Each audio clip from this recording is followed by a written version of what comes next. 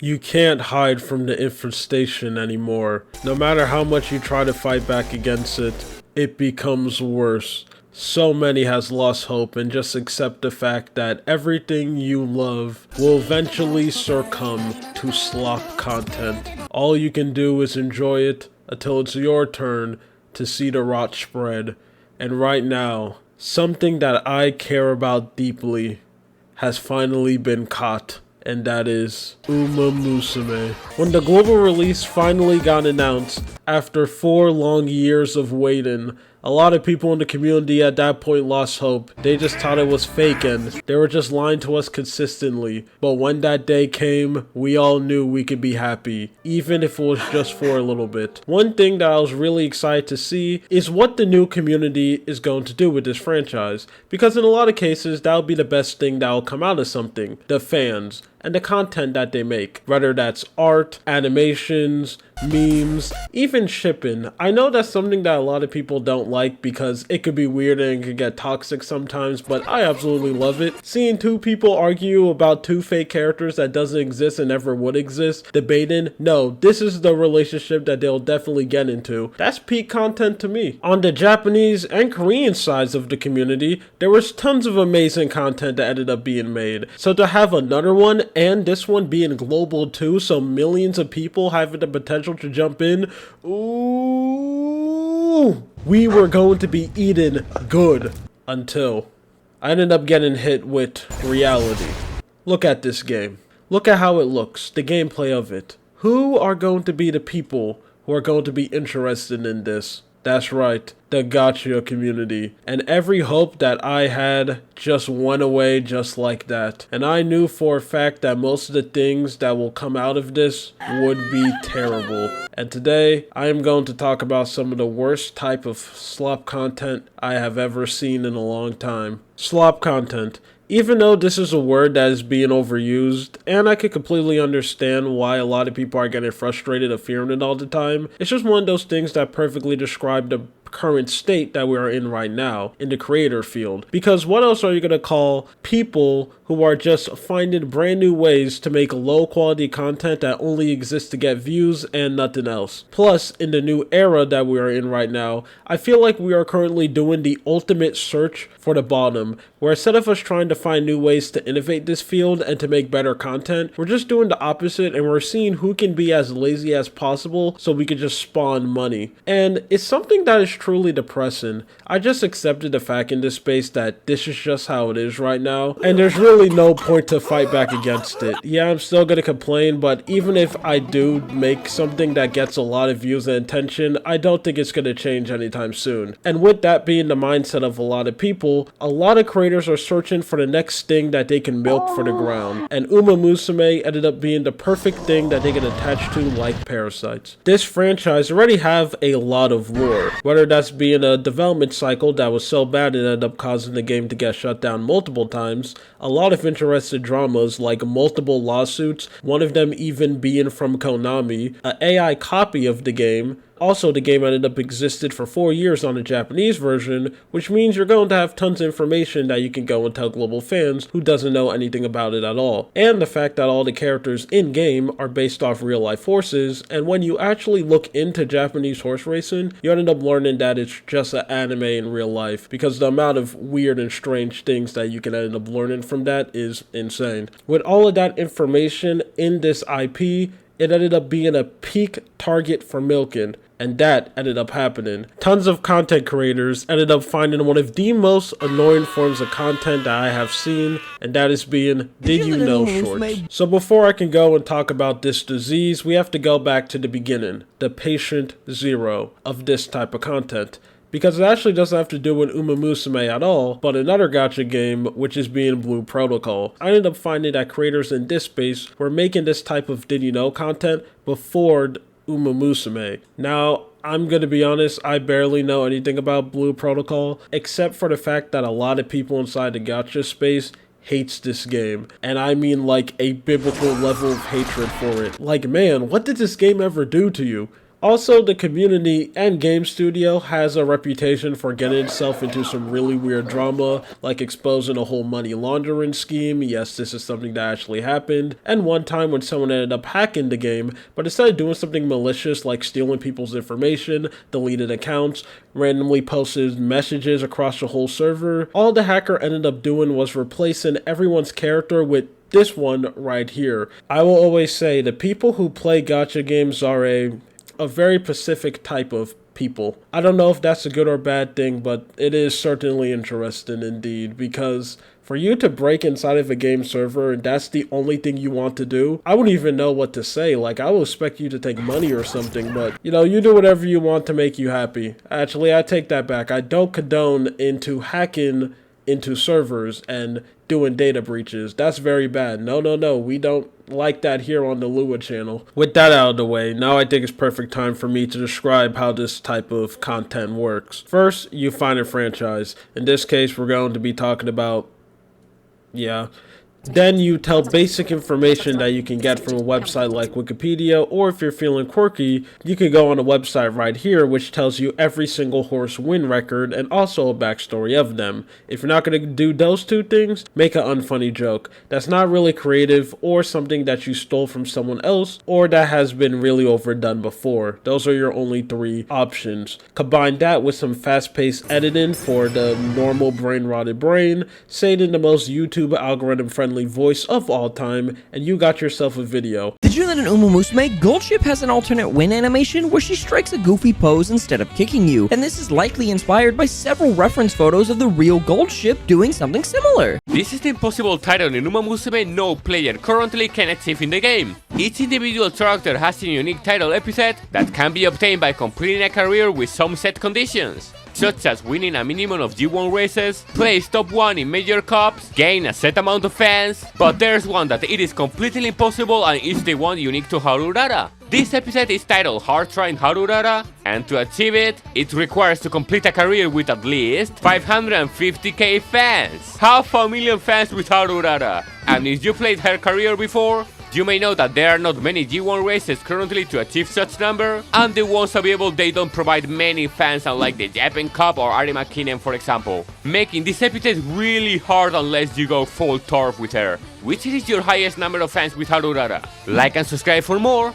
The way how YouTubers speak is definitely something that I need to make a video on in the future about YouTube accents. How it seems like people in communities will all homogenize together and just start sounding like one person, usually being a copy or derivative of the most popular person of that genre. The way how they speak in this TikTok algorithm friendly way, let me imitate it for you. I can't do it no matter how much times I try to imitate it. I can't make my voice reach that weird like bass level that they have. This confusing, like, it sounds like they're yelling a little bit, but they're not at the exact same time as their voice reaches this certain pitch where it's like, I'm a YouTube. No, they're not all British. I can't do it, but I think you people know what I'm talking about because I literally just showed you an example of it. Words cannot describe how much I hate this. There is multiple times where I've actually clicked off videos because someone is speaking in that tone of voice and it automatically turns me off immediately. And since most people do that with short-term content, I can't stand most of them. Like, they open their mouth and they all sound exactly the same. It's so annoying,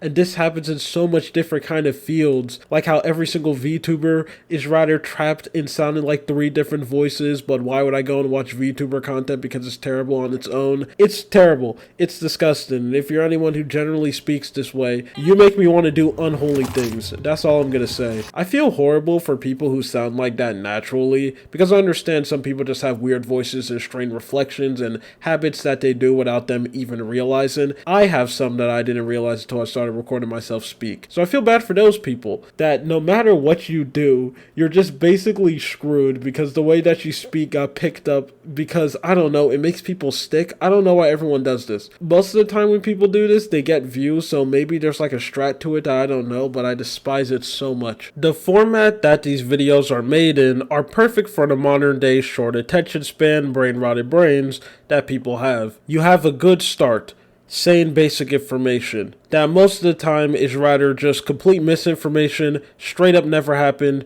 or just over-exaggeration, or an unfunny joke, will give people a delusion that they're actually learning something. The reason why this is amazing is because when the guilds start kicking in that, oh, I've been on TikTok for a little bit too long, I should actually be doing something important, you can easily give yourself a pat on the back because, well, at least I ended up getting some good information from this video about a horse that I never cared about and never will, and will most likely completely forget about this information the split second I turn off the app. And the fact that these styles of videos are easy to make and could be turned out really quickly, you got yourself everything that you need to have a farm. And when people start seeing how much views and engagement these videos end up getting, every single fail gacha YouTuber who try to hit it big with one game and they're rather one never able to pop off or the gacha game failed because gacha games shut down left, right, and center. Like, it's crazy how much developers try to go inside this field, put so much money into it just for it to not even reach year one. Also, with the fact that the format that this YouTuber ended up creating is something that's very easy to copy, that's what they ended up doing it. Now, I could bring a lot up, but since a lot of them are exactly the same, all I could do is pick like specific things that a handful of channels do. Like, this guy has a weird voice. This person shows his face and swears. Yes, that's how similar these videos are, that these are the tiny amount of differences that I've been trying to find to be like, well, at least this one is unique. Oh, he gives a little bit more misinformation than the other guy, and this person has a VTuber model, but guess what? They're all doing the same thing that this guy ended up creating. Kind of like most of these copy fields, I really hope all these clones are sitting down and worshiping Blue Archive, because they were the people who ended up doing this first. Now, before I move on to the next big section, I want to go and take a little detour and talk about people who make content giving information or guides just telling you how to play the game. As someone who has been playing the Japanese version of the game for quite a while, ever since year 2 all the way up to around the ending of year 4, I can confidently tell you that most of the people who are giving you advice on how to play the global version of the game have absolutely no idea what they're talking about. A lot of people are complaining that they are unable to win at all in the multiplayer mode, and they just lose no matter what they do. And the reason why is because most of the people who are giving you information are feeding you horrible advice. Now, this is something that's not exclusive to this game community, as content creators in general has kind of ruined gaming. It's a lot of viewers nowadays are just brain dead and completely lost the ability to think for themselves and actually learn how to play games. So most of them just blindly wait and listen for a content creator to give them an opinion and then just parrot what they're saying over and over again. Now, this is something that I don't completely understand, because I feel like the whole point of playing any type of game is actually learning how to play it, you know, experience the thing that you paid for, or even if you got it for free, you're still investing time in it. I don't know why you'll wait for someone else to do the work for you, but whatever. This is the main reason why people keep on losing, because what the majority of these content creators do is that they go on this website over here, which is just the mandatory archive site that every gacha game has, skim over and read what the character ability does,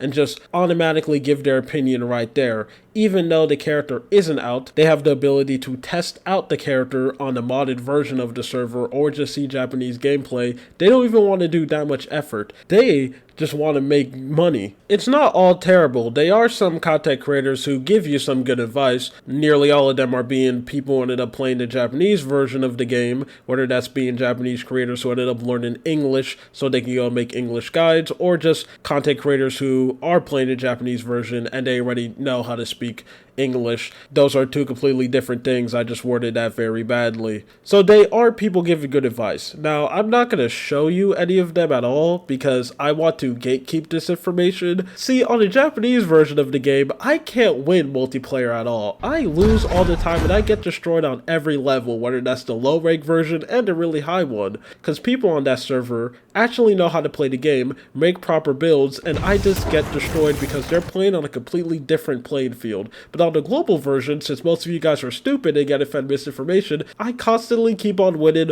over and over again. And I kind of want to keep that going, so I'm going to keep how to actually play the game to myself, but don't worry, I swear, you will get good eventually. The content creator who only cares about making money and doesn't care about the game at all, eventually they will give you good advice. So just keep on listening to them and eventually you will win, I promise you. Making fun of plot summaries. No matter how much times I look into terrible form forms of content, it always breaks down to this. One of the most easiest things for someone to do: sit down and copy a script from Wikipedia, reword it a little bit, and call it a day. There's so much of these videos out there that you're seeing them all over the place. Now let's play a little game. Garbage YouTube video essays that sole existence is to be pumped out as fast as possible. Which YouTuber do you think they're going to be copying from? Let me give you some time to answer that question. If your guess was Sunny V2, congratulations, you're very smart and you're most likely unemployed. This man has truly ruined the video essay space. I am so happy that he got made fun of so bad for making a terrible Plants vs. Zombie video that he just disappeared from the internet. Let's hope he truly never comes back. I think you know how these goes. Someone sitting down or reading a script explaining you basic information in the most boring way possible. If you're talking about the anime, give you basic plot summaries where you add nothing new, doesn't give your opinion, or doesn't even try to present the story in an interesting way. That's too much work. Or if you're not doing that, you're going to tell backstory of the IRL horses doing the exact same thing. As the race began, Rudolph would hover mid-pack before accelerating after the fourth corner. In doing so, he would once more find himself in the home stretch against Nishiki. Just like the Yayoi show, Rudolph would pull ahead of his competitor.